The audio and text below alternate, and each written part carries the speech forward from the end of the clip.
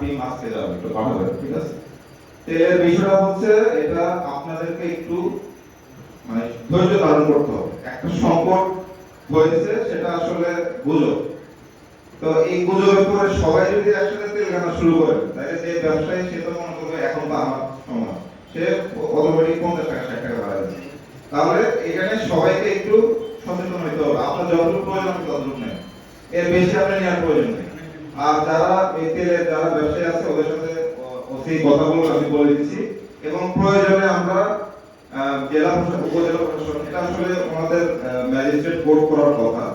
হ্যাঁ, ওনারা কোর্ট করলে এটা কমে যাবে। আমি ইউএনও এবং সিলেটের সাথে কথা বলবো, অফিসে কথা বলেন, প্রয়োজনে আমরা দুই একটা দোকানে ভ্রাম্যমাণ আদালত করবো, তাহলে এটা হয়তো তারা ওইভাবে দাম হতে পারবে।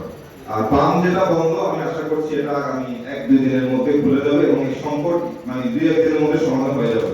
সরকার উচ্চ পর্যায়ে এটা নিয়ে কাজ করছে, এটা আমাদের কাছে তথ্য আছে।